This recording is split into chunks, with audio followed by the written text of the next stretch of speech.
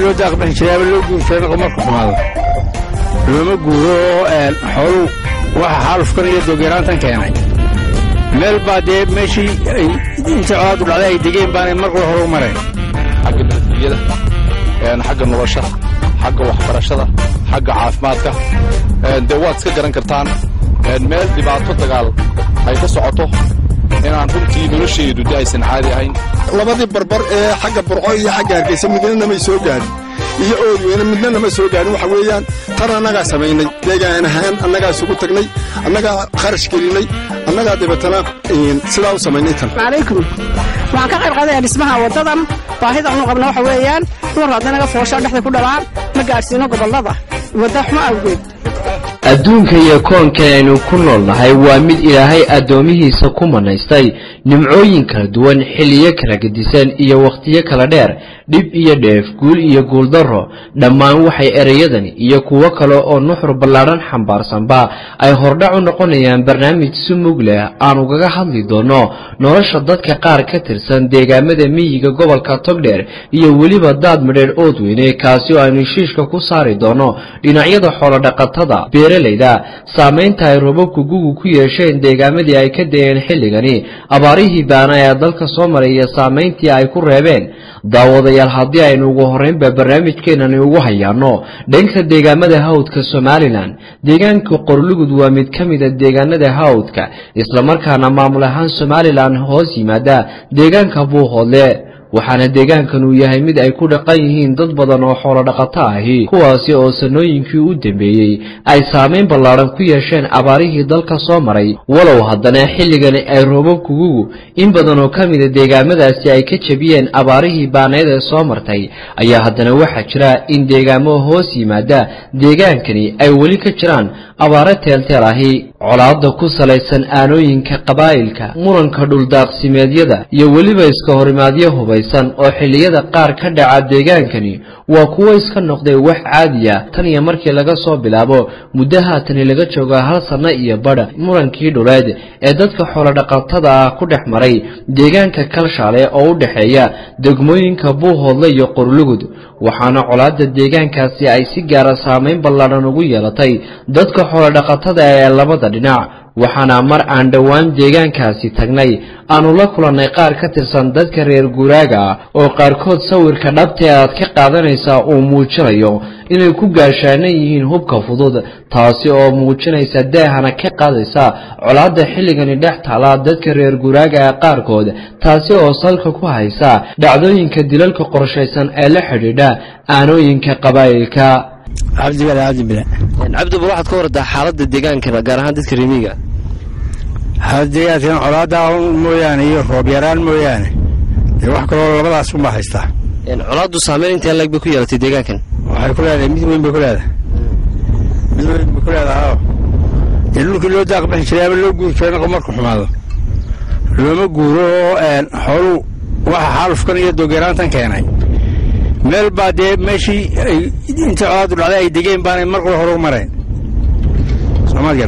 oo suudinta xoolo daaq jiray ma lagu kala go'ay marka abaartu xiriir weyn bay ku haysaa deegaankan xilligan roobabkii gugu way deeyeen meel badan deegaamo badan oo Soomaaliland oo ka deeyeen deegaanka roobku si leeg buu deeyeen roobku way heleen laakiin wax nabaad loo soo saareen kulku abaar ma aha laakiin wax daaq ay soo saareen wax yar oo de markii lagu buuqaa oo la laastay mooyaan waxa nabaad iyo cusma bixin marka way xaaluf xagaaga in xoolo ku xaalufaan balaga yaabaa deegaankan oo meel loo soo raro wax lagu cabo waxa uu geed saaran mooyaan wax ku yaalo kale ma jiraan hadda aad waxaad ku sugan tahay magaalada Qorlugud deegaankeeda uga soo biyo doonatay xagan hawdka meel farasleed ayaan ka imsaaka marka wax biyo deegaamadaas oo hadda ay dadku cabayaan ama xoolo lagu waraabiyo ma jiraan balidii bay wax ku jireen balidina wada go'ay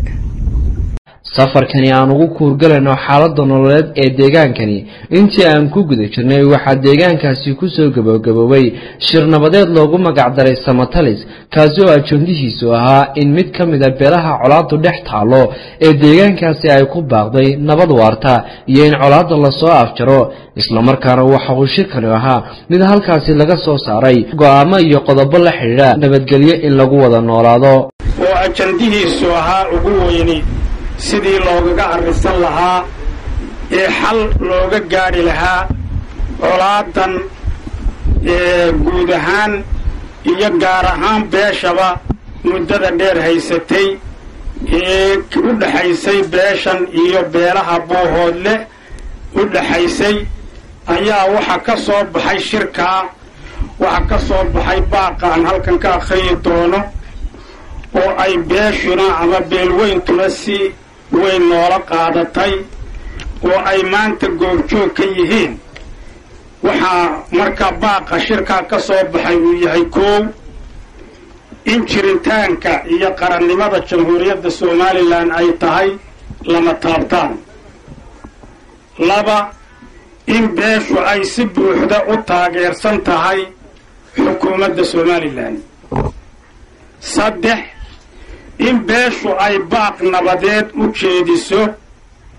beelaha ay walaalaha iyo ood wadaagta yihiin ee reer Buuhoodle in beeshu laga bilaabo maanta oo ay taariikhdu tahay 11 bishii 6 2012 ay nabadgelyo buuxda siinayso naf iyo maalba beesha ay dhibaatadu ka dhex dhacday ee reer Buuhoodle qodobka ugu dambeeya ee beeshu ay go'aamadeeda ka soo saartay beeshu waxay xaqiiqsatay in deegaamada beeshu uu dib u dhac weyn ka soo gaaray ee saamaynta ay ku yeelatay colaaddu sida awgeed ay ugu baaqayso xukuumadda iyo hay'adaha samafalkaba in gurmad laga sameeyo deegaamadan Qorlugud haddii aynu dib ugu laabanno daawadayaal dhinaca nolosha deegaankani xaaladaha waxbarasho iyo caafimaad waa kuwo liita saluug badanna ay ka muujinayaan xilligani hoggaanka sare ee deegaankaasi iyo weliba dadka rayidka ahi deegaanka Qorlugud oo isagu ay ku yaalo hal dugsi oo dugsi sare iyo weliba dugsi kale oo waxbarashada hoose dhaxa ayaa isagu muddooyinkii ugu dambeeyayba ay gabaabsi ahayd xaaladiisa waxbarasho taas oo in badan waalidiinta deegaankaasi ay walaac weyn ka muujiyeen xaaladda waxbarasho ee wadkooda saarubaad ku saabsan hoos ku dhac ku yimid waxbarashada degmada baaqaa waxaan u diraynaa qurba joogta degmada Qorlugud u dhalatay meel kasta oo ay joogto ayaan baaqaa u diraynaa waxaan u diraynaa xildhibaanadii iyo madaxda degmada Qorlugud ka soo baxday ayaa meel ay joogaan baan u diraynaa waxaanu kaba baaqaa hoos ku dhaca waxbarashada ku yimid u diraynaa wasaaradda waxbarashada ee jamhuuriyadda Somaliland أنا دورنا وحقبض موقضة أو مهمة إنا نقبضها أو نقبضها وح مهمة أو موقضة سكول كيغا سارة وحرية هاي شم لح بلادنا ما يقالين معلمين تودو شهر baadka iyo biyaha deegaankani waa kuwa xilligani ay ka muuqato nolol wanaagsani xooluhuna waxay xilligani ka soo doogsanayaan abaartii baaneed ee dalku soo maray muddooyinkii ugu dambeysay hase yeeshee nolosha dadka reer guuraaga ahi waa mid inta badan ay saldhig u tahay nabadgelyadu balse dadka ku dhaqan deegaamadani waa kuwa iyagu ka duwan deegaamada kale ee nabdoon ee Somaliland maadaama ay ka jirto colaad ku salaysan aanooyin qabiil iyo weliba mirasho habeenkii ay argoosi ahaan iskula kacaan waqtiyada qaar beelaha ku dhaqan deegaankaasi hay'adaha caalamiga ee ka howlgala Somaliland waa kuwa tiro badan isla markaana sita magacyo kala gedisan kana shaqeeya hawlo kala duwan muhiimadooduna ay tahay samafal waxaana inta badan hay'adahaasi ay ku andacoodaan inaanay shaqooyin badan ka qaban karin deegaamadaasi waxaanay bulshada ku dhaqan deegaankani ay ka dalbanayaan xukuumadda iyo qurba joogta u dhalatay deegaankaasiba inay taas bedelkeeda kaalmo ka geystaan dhismaha xarumo caafimaad tayeynta goobaha waxbarashada ee deegaankaasi iyo weliba u gargaaridda dadka baahan anigu waxaan ahay gudoomiyaha degmada Qorlugud Saciid Maxamuud Sheekh meesha maanta aynu ku duubaynaa warbixintanna waa degmada qorlugud runtii markaan warbixin yaroo kooban aan halka ka soo jeediyo degmadu sidaynu ognahay waa degmo ku taalla meel runtii xaasaasi ah oo iminka baryahan dambe ay la soo dirseen dhibaatooyin dagaalladaasina runtii ay ku yeesheen saamayn weyn marka loo eego dhinacyo badan xagga nabadgelyada xagga nolosha xagga waxbarashada xagga caafimaadka dee waad iska garan kartaan meel dhibaato dagaal ay ka socoto inaan runtii nolosheedu dee aysan caadi ahayn sababtahay nolosha bini'aadamka waxa ugu horreeya dee nabadgelyada meesha haddii nabadgelye xuma jirto runtii dee dhibaatadeeda ayay leedahay waxaa kale oo taasii dheer oo iyana saamayn weyn ku yeelatay 20 sannadood ee iminka dowladda Soomaaliland intii ay qaadatay runtii waxaa jirtay dib u dhac weyn oo ka jiray maamuladii kala dambeeyey oo aan loo yeelanin wax daryeel oo fara badan degmadan loo lahayn iyadoo taa ay sababtay iyadoo ku taalla gobol runtii gobolkan ka tirsan gobolka Buuhoodle oo isaguna inta badan mucaarad u badnaa ama isaga laftiisu aan runtii ahmiyad gaar degmadan tan siinin taa runtii waa waxyaabaha nasiib darrada ah ee degmadan aad u saameeyey taa marka aan ka gudbo degmadan runtii sida dadku u yaqaano waa degmo ka baaxad weyn waa degmo ku taalla meel istaraatijiya halkan imika aynu taagannahay waa ceelashii Qorlugud dhexdoodii waxaa ku yaalla halkan ilaa 2700 oo ceel ayaa ku yaalla waa meelaha marka had iyo jeer jilaalada xuma ay dhacaan ugu dambaysa biyaha waxay xukuntaa hoos yimaada ilaa 13 tuulo oo waaweyn ayaa hoos yimaada marka laamiga halkan imika aynu taagannahay laga eego waxa weeye waa 70 kilomitir halkaas feeriya marka loo dhaqaaqo coodan la halkaa ugu baaleeyay hoos timaada iyaduna waxa weeye 56 kilomitir intaasoo isku weeraya degmadan ku fadhidaa runtii nasiib darro waxaan aad iyo aad runtii nasiib darro ugu tilmaamayaa iyadoo la yidhaahdo waa degmooyinka dhiida ah maxay ahayd aynu ognahay oo aan odhan karo tuulooyinka aan xukumo oo la tiriyey inay yihiin anigu runtii ma jeceli inaan halkana degmo cid ka calaamadiyo laakiin kelmaddaasi runtii waa aad iyo aad bay nasiib darro u tahay xukuumaddana aad iyo aad baan ugala hadalnay iminka waxaan ka yimid safar aan ku maqnaa ilaa 3 bilood aan ku maqnaa runtii aan dhaliil ugu soo jiidinayo wasaaradda aanu ka tirsannahay wasaaradda arrimaha gudaha iyadoo naga hoos qaadi weyday runtii warbixintii aanu u soo jeedinay ee cabasho ahayd maxay ahayd istaraatijiga degmada ahayd maxay ahayd wixii ay xaq u ahayd maxay ahayd wixii dib u dhac ku dhacay ahayd ahayd wixii maanta tansiyaad aydan ku shaqayn lahayn sida kabka oo kale degmooyinku ay ku dhaqdhaqaaqaan runtii aad iyo aad baan uga xumahay annagoo wasiirka runtii xukuumadda ay tahay meelaha aad iyo aad boqolkiiba boqol looga taageersan yahay ama dhulka ay ka soo baxday xukuumaddan maanta shaqaysa ee madaxda ka yahay madaxweynaha axmed maxamed maxamuud siilaanyo runtii waxaan aad iyo aad uga xumahay safar iminka aan 7 habeen kaga sokayey Hargeysa oo aan igu qaatay 3 bilood waxay ka dhiman yihiin iyadoo aanu ilaa 4 jeer kulanay wasiirka arrimaha gudaha runtii warbixintaas marka aan runtii halkaa aan ku soo dhaafo oo ay tahay aan u gudbinayaa ugu horreyn dawladda Soomaaliland maamulka dawladda Soomaaliland wasaaradda aanu ka tirsanay arrimaha gudaha madaxweynaha jamhuuriyadda Soomaaliland Axmed Maxamed Maxamuud Siilaanyo iyo dhammaan cidii ay khusayso in arrinta degmada tan runtii si gaar ah loo eego loo tixgeliyo runtii wixii ay xuquuq leedahay horta waxaanan xuquuq lahayn si joogeene runtii degmada tan in bal xus fiiro gaar la siiyo iyo tixgelin gaar ah dheeraada waxaa kale oo jirta runtii imika muddo 2 sanadooda dagaalaha ka soconayay dagaaladaasina aad iyo aad bay u saameeyeen waxaan runtii aan ku soo koobayaa fariintaydan baaq aan jeedinaya uu yahay oo aan u jeedinayo baaqa dawladda jamhuuriyadda Soomaaliland oo madaxda ka yahay Axmed Maxamed Maxamuud Siilaanyo hay'adaha caalamiga kuwa maxalliga kuwa deeqda bixiya jaaliyadda ka tirsan degmada Qorlugud ee dibadda joogta qurbajooga runtii waxaan aad iyo aad aan ugu gudbinayaa in maaragtay tixgelin dheeraada iyo mudnaan fiiro gaara lagu eego degmadan.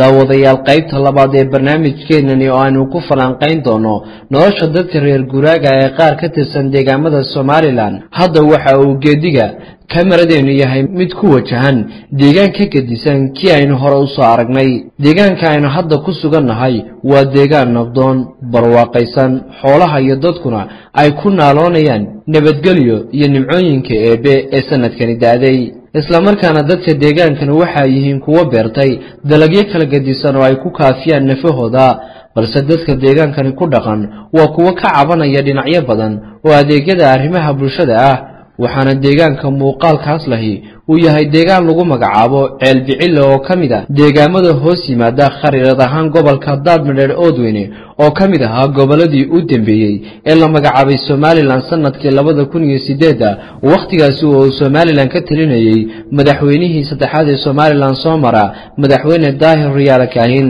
safarka dhanka dhulka ee deegaankaasi waa mid dhibaatooyin ay kala kulmaan dhinaca wadada deegaankaasi oo ah jid aan yadu laami ahayn oo burbur xoogani ka muuqdo. waxaana dhibaatooyinka jidkaasi ee xusuuda mudan aan tilmaami karno ay yihiin in waqtiyada caafimaadka degdega ay u baahdaan haweenka ku dhaqan deegaamadaasi ay dhibaatooyin xoogan kala kulmaan in la gaarsiiyo cisbitaalada ku yaala magaalooyinka waaweyn ee Hargeysa iyo Burco. daawadayaal inagoo ku guda jirnaa barnaamijkeenii dheeraa aynu ku soo gala bixinay qaar ka tirsan deegaamada gobolka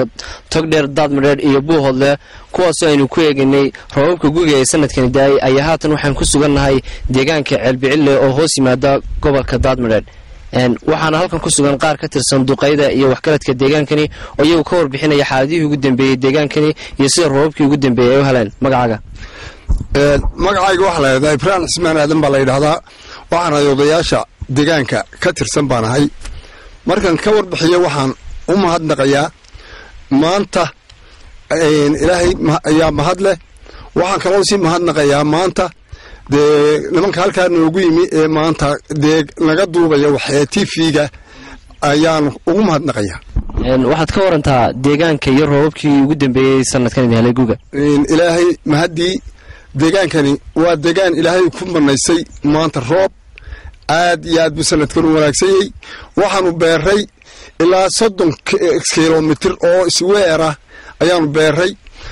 nimcadaanu ka faa'iideysanay awal hore 4 sanadood hore abaar buu wadanku ahaa oo abaar baa haysay, laakiin waanu ka faa'iideysanay. marka way baxday ilaahay mahadii waa idinka dhex taagan. marka waxa weeyaan wasaaradda beerahana weli noomay soo gaadhno, may soo aragin barwaaqada iyo nimcada halkan beeray beeraha iyagu intay yihiin iyo intay leeyihiin baaxad leeyihiin weli nooma iman. waxaanu leenahay maanta waxaan rajaynaynaa marka TV-ga maanta ay arkaan inay noo yimaadaan oo wixii maanta nalaga qaban karo maanta laga qaban karo ay u baahantahay beeruhu inay wax ka qabtaan,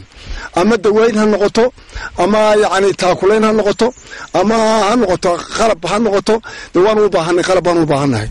dalagyadan kala duwan ee aad beerteen halkan ka muuqda iminka waxaan aragnaa oo kale haruurkii oo kale waxa iyaguna sidoo kale jira dalagyo fara badan aad beerteen. dalagyada aad beerteen maxay kala yihiin? dalagyadan beeray waxay yihiin haruur, galley, xabxab, maxaan ku dhahay digir, maxaan ku dhahday waxyaalahaasaan beeray oo wixii maanta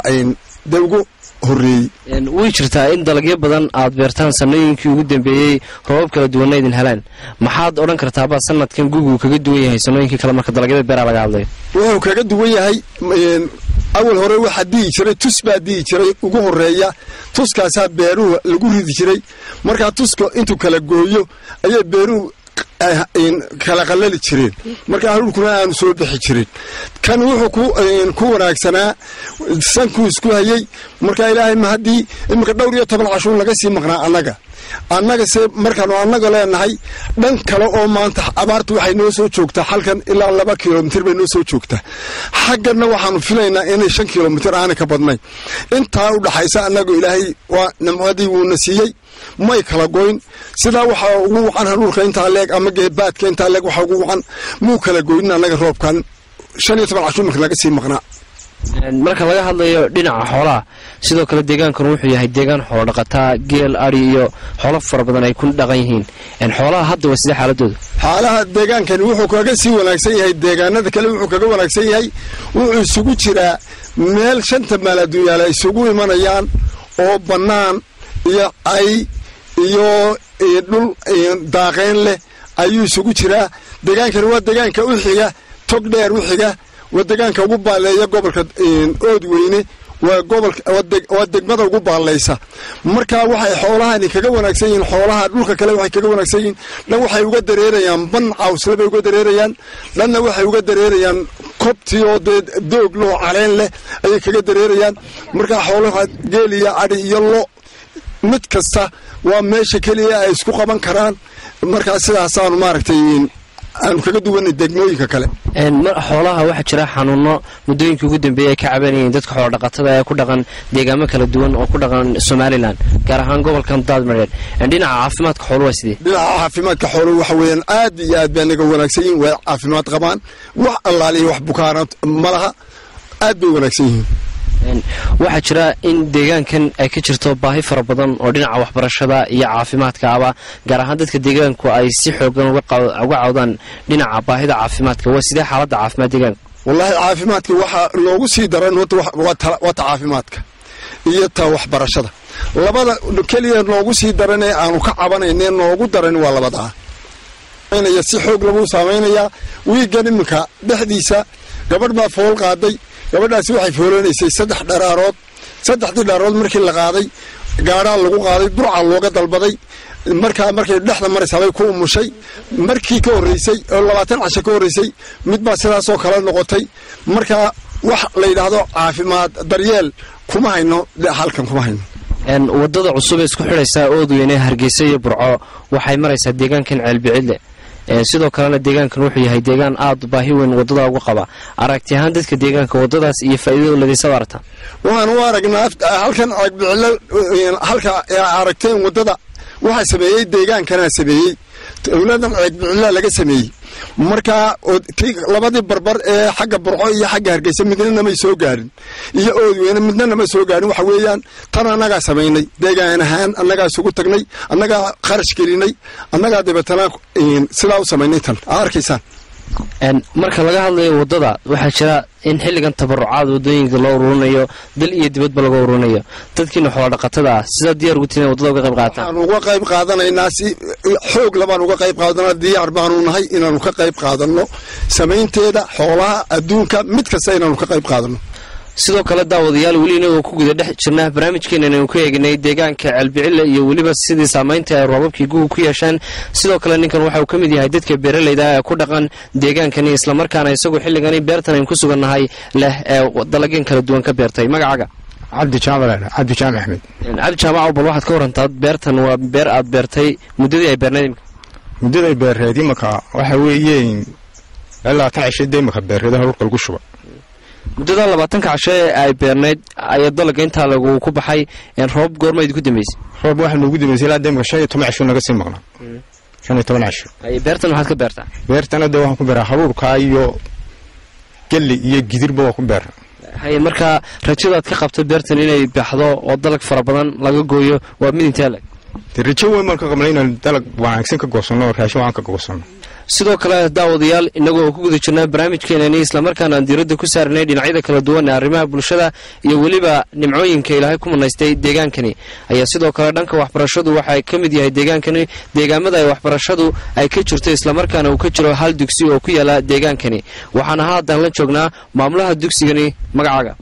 maxamed axmed caalin baa la magacaaga maxamed axmed caalin waxaad ka warantaa xaaladda waxbarasho ee deegaankan Ceelbicile xaaladda waxbarashada ee deegaankan aad bay u liidataa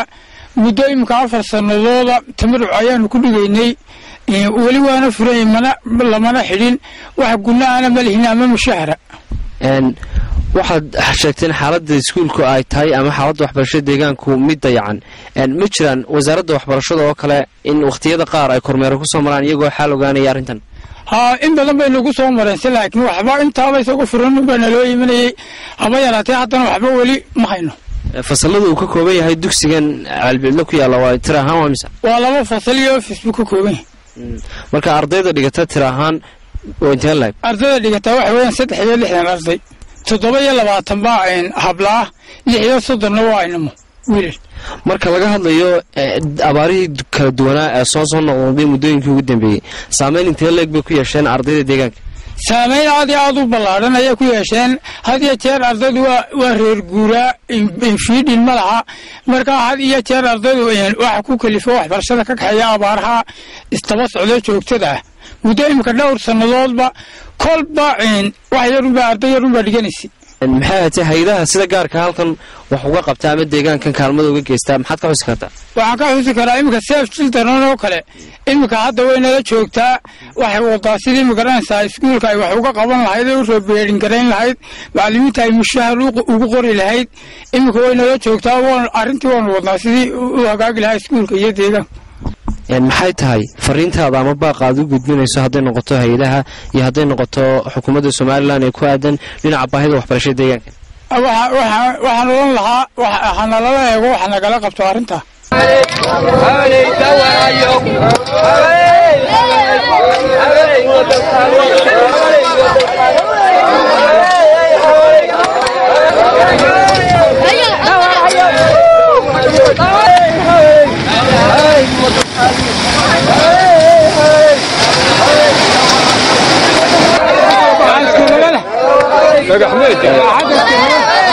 hiigsiga iyo himilada ku aadan helidda jid toosan oo aan burbursanayn waa midda keliya ee ka dhex guuxaysa quluubta in badan oo ka mid a dadka deegaamada inta u dhaxaysa Burco Oodweyne ilaa Hargeysa kuwaas oo dhibaato xoogan xilligan ku qaba jidkaasi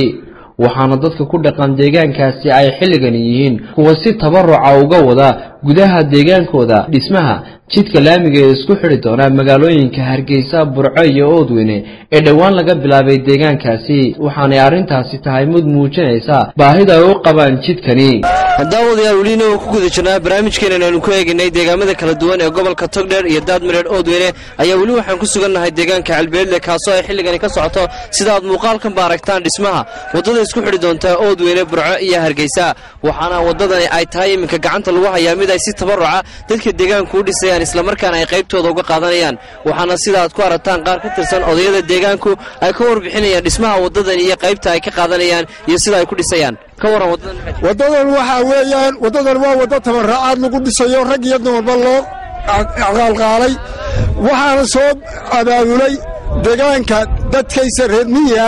ayaa tabarucaadkan keenay xoolihii dabeetana waxa weeyaan xoog iyo xoolaba waxaa isku biirsaday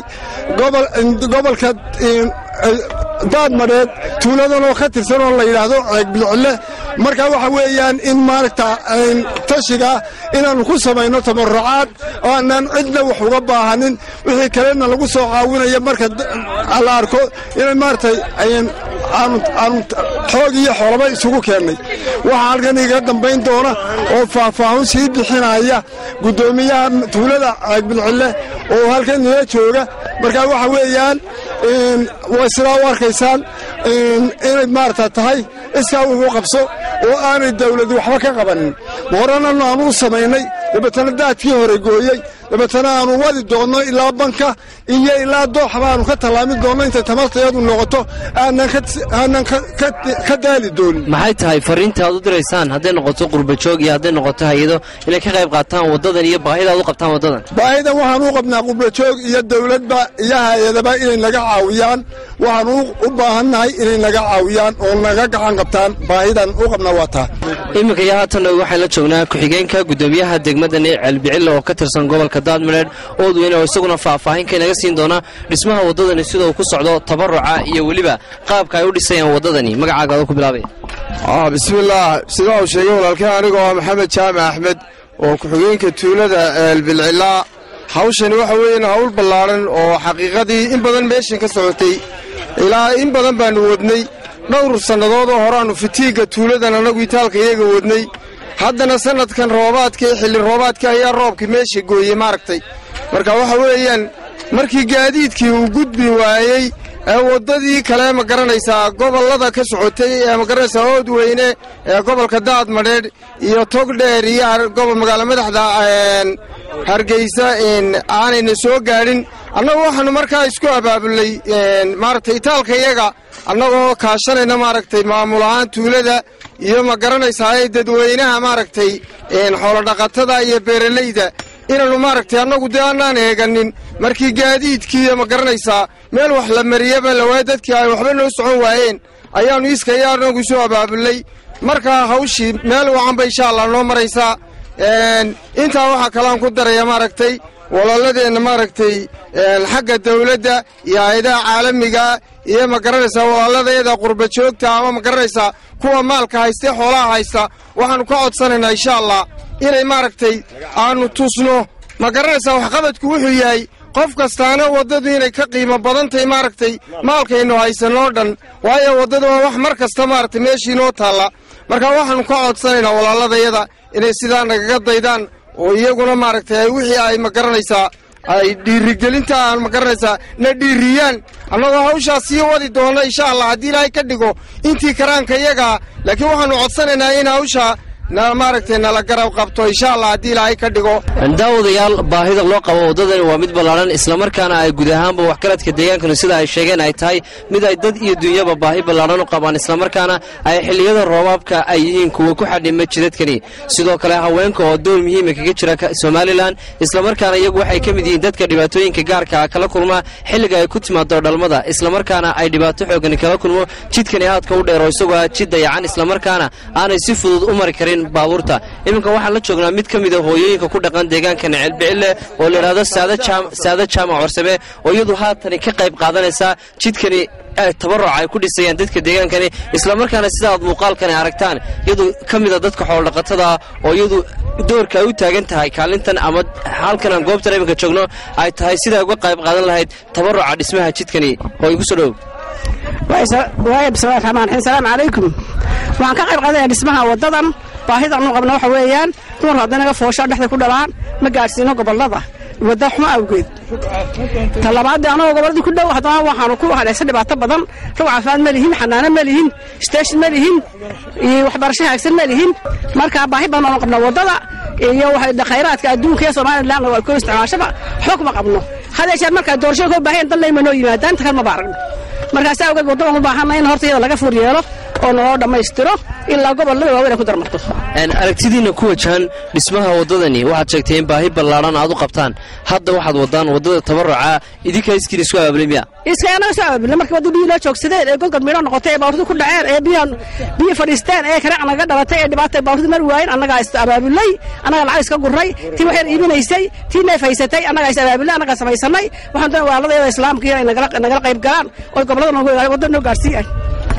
maxay tahay fariinta ugu dambaynta aad u dirayso xukuumad iyo qurbajoog iyo hay-adaha caalamiga cid kasta oo kaalin ka geysan karta dhismaha waddadan iyo kaalmaynta dadkaba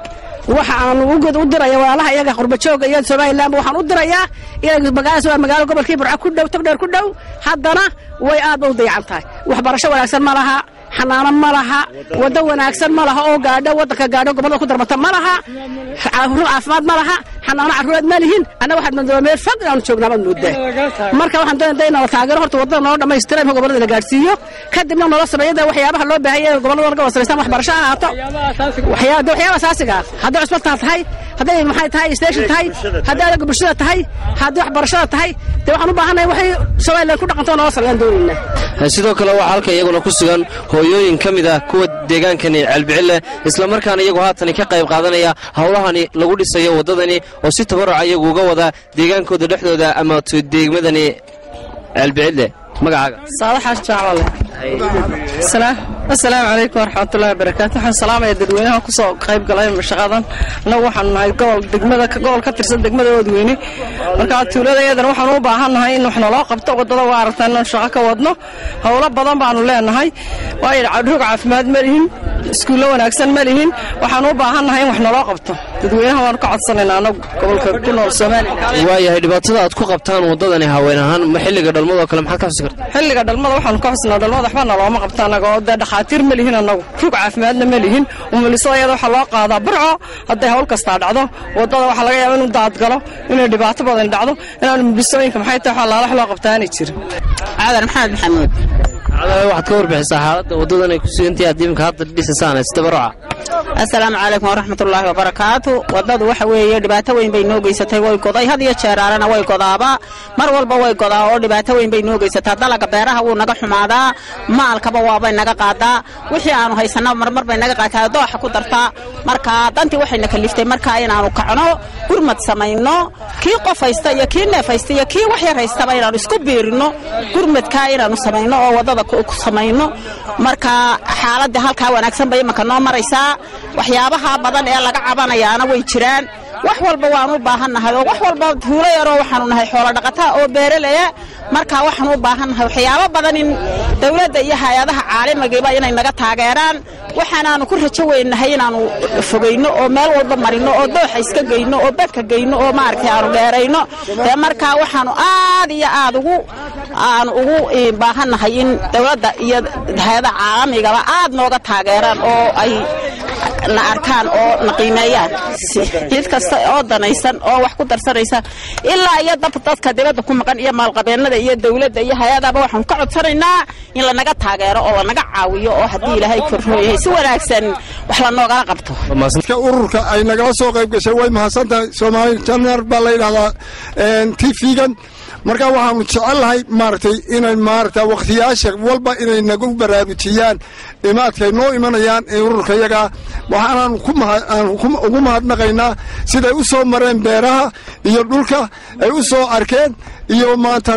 iskuulka ay mid walba ugu soo wareegeen daawadayaal dhinaca xoolaha haddeen eegno deegaankani oo ah deegaan xoolo dhaqataa isla markaana ay ku dhaqan yihiin xoolo badani ayaa lagu dhaqdaa geela looda iyo weliba adhiga waxaana adhiga deegaankani kuwa xilligani daaqaya goob aad u barwaaqa oo roobabkii guga ay si weyn u maasheeyeen isla markaana ay adhigu yihiin kuwa marka la eego caafimaadkoodu ay wacan yihiin waxaana adhiga deegaankani daaqaa ay yihiin adhiyo kala duwan oo isugu jira riyo iyo weliba ido kuwaasi oo sida dadka deegaanku ay ka xog waramayaan ay xilligani xaaladooda caafimaad ay tahay qaar aad u wanaagsan isla markaana naq iyo doog fara badan ku haysta deegaankani daawadayaal iminkana waxaan la joognaa qaar ka tirsan dadka xoolo dhaqatada ee ku dhaqan deegaankani oo iyagu wakhtigan aan la joogno ku sugan goobii ay ku raaci jireen xoolaha tanina waa mid ka mid ah hooyooyinka xoolo dhaqatada ee ku dhaqan deegaankani oo iyagu la jooga xoolihii hooyo magacaaga khadiija deegaankan aad degan tihiin magaciisa iyo weliba maxay ahaatay xaaladda ay xooluhu haatan ku sugan yihiin wadankaanu degan leh waxa weeyaan waa eeg bilcille xoolahana oo wanaagsan yihiin nin iyo waagii horta waana imika fiican yihiin oo barwaaqay daaqayaan iyo nimco dee waa saasana wanaagsan xooluhuna waa dhaleen hadda xooluhu way dhaleen hadda xooluhu way dhaleen hadda waa xilligii la maalayay haddii badanka lagu nafaqaysanayay wanaagga haddii badankeeda u soconaya weeyi dee sidaa un baanu anagu waxaa idin soo martay abaar baahsan oo sanooyinkii ugu dambeeyey deegaankani si weyn u aafaysay islamarkaasna ay dad badani ka hayaameen deegaankan hadda roobku uu idiin dahay xaaladdu waa sidee xaaladdu waxa weeye abaari wayna soo martay mid culus baana soo martay oo biyaha weyn oo baadka weyn oo wax kastaba weynay xooluhu jilceen oo ay sabada ka buuxsameen oo baqbaqtiyeen waayaana soo maray ilaahay baa mahadle nimca ka dambeysay weli daawadayaal waxaan ku guda jirnaa barnaamijkeenaasi ballaaran eenu ku eegnay dadka xoolodhaqatada ee deegaankani ceelbicille iyo weliba xaaladaha kala duwan ee xooluhu haatan ay ku sugan yihiin sidoo kale weli waxaan la joognaa dadka xoolodhaqatada ee ku dhaqan deegaankani oo iyagu ka warbixinaya xaaladihii ugu dambeeyey ee dadkaasi roobabkii gugusi ay ugu dayeen magacaaga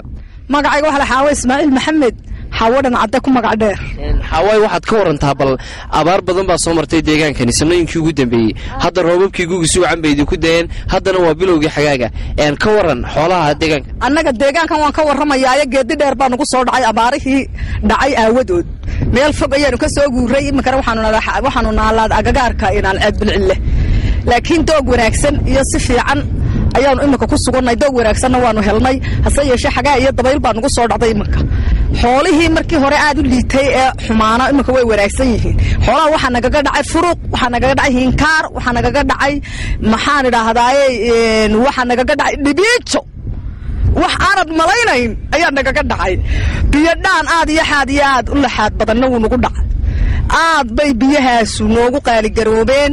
maxaan idhaahdaaye haraadkaas aad buu noo qabtay ilaahay mooye de wax caawin karayaa ma jiraane markay Soomaaliya oo dhammi wada haraado de ciduma wada cokin kartee haddana nin waliba wixiisu ma la tuuqsan ayuu de watayuunu wixii ilaahay soo doojiyay maanta raag taagan yahay reer miigu wax kalena ma yaqaan xoolihiisa ahay wuxuu kale u baahdaa waxa weeye dee hay-adaha iyo dadkaa kale ee walaaladii isagu waa xoolo jiratee dadkaa magaalada ugu jiro inay kolba u yar tallaalaan oo wax fiican oo aan xoolaha waxba ka yeelinta ay u keenaan taana way u jecel yihiin had iyo jeeraale ma jira wax tallaala oo xoolaha soo gaadhay muddooyinkan kaa way joogeen gurigaygaasa bay ag yimaadeen oo may odhan xoolahaan idin tallaalnay de nimankaas intay halkaa siira tuseen dadkay magaalada galeen anigu maanu fahmin waxaanu doonaynay dee markay inta noo jiraan inay noo yimaadaan ay yidhahdaan xoolahaanu idin tallaalayna markay sidaa jaaga u jaagaan idinkuba waa idinka isla kaaya jaagay inay isla kaaya taagaan ay yidhaahdaan waxaasaa loo baahanya baa loo baahanyay dee laakiin waxaa jira dee reeraha maanta reer miyiga rag baaban haddii la doono qaar la joogin oo maati iyo carruur bahayo raggu dee waatan magaaliya dhul lagu qaatay waa ka maqan yihin marka gabadhu dee xoolaheeda waxay odhan lahayd markaa walaaliyo xareeya aniga ii tallaala ma garanaysa dee markaa sidaasaan ugu baahannahay nimanka wasaaradda ee dhulkan yaacyaacaya xoolaha tallaalaya si fiicanna reeraha u sugaanay dee wixii ay noogu heli karayaan xoolaa ee wax noogu taraya noogu qabtaan daawadayaal muuqaalka guud ee xilligani deegaamada bariga iyo hawdka somalilan ayaa isagu u muuqday inta badan inuu yahay mid barwaaqaysan islamarkaana uu dhowaan roobkii guga ee dalka ka da-ay uu si weyn u maasheeyey balse dadka deegaamadaasi waxa keliya ay ka siman yihiin islamarkaana ay cabashada xooggan ka muujinayaan ay tahay adeegyada arrimaha bulshada gaar ahaan sida caafimaadka waxbarashada iyo weliba kor u qaadidda inta danyarta ee ku dhaqan deegaamadaasi daawadayaal intaasi ayaan ku soo gabagabeynaynaa barnaamijkaasi gaaban ayaynu sida kooban ugu eegaynay nolosha dadka reer guuraaga ah ee deegaamo ka tirsan gobolka togdheer iyo weliba roobabka guuga sanadkani siday uga da-een deegaamo badan waxaa barnaamijkaasi idiin soo saaray anigoo ah maxamed cawad maxamed waa sawir qaadistii ibraahim daroor gaane intaynu barnaamijkan oo kale ku kulmi doono dhammaantiinba waxaan idinkaga tegaynaa assalaamu calaykum waraxmatullaahi tacaala wabarakaatu